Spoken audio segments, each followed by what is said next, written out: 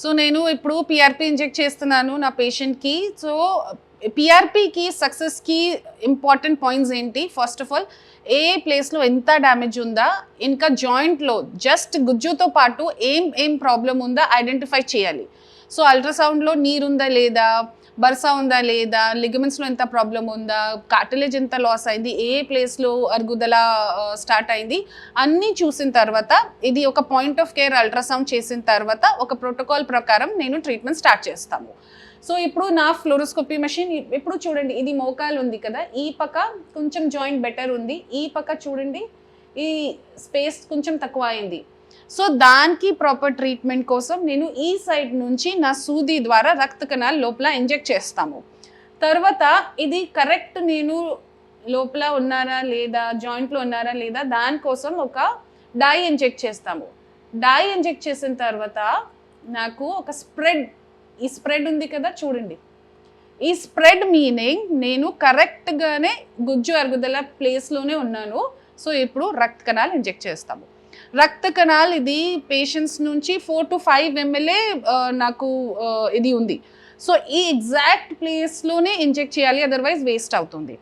తర్వాత ఈ 4-5 mlలో ఎన్ని క్వాంటిటీ ఆఫ్ ప్లేట్లెట్ ఉండాలి, ఏ టైప్ ఆఫ్ గ్రోత్ ఫ్యాక్టర్ ఉండాలి చాలా ఇంపార్టెంట్ ఉంది.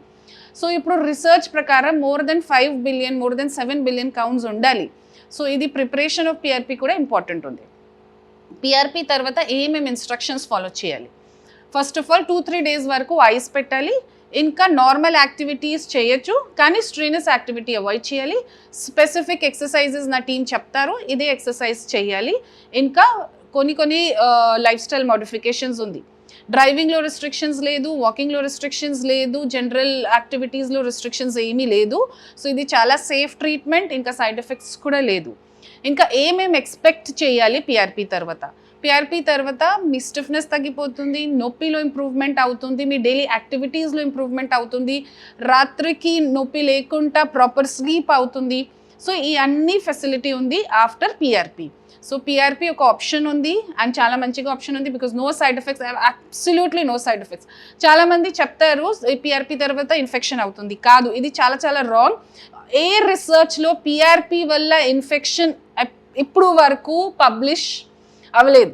సో పిఆర్పిలో ఇన్ఫెక్షన్స్కి ఛాన్సెస్ లెస్ దెన్ 0% ఉంది. So no chances of infection provided ప్రాపర్గా చేయాలి. ప్రాపర్ మీన్స్ ఏసెప్టిక్ ప్రికాషన్స్లో, ఆపరేషన్ థియేటర్లో క్లీనింగ్ తర్వాత చేయాలి. డయాబెటిక్ పేషెంట్స్లో కొంచెం స్పెసిఫిక్ కన్సర్న్స్ వల్ల డయాబెటిక్ పేషెంట్స్కి ప్రికాషన్స్ చెప్తాను. సో పిఆర్పి సేఫ్ ఉంది.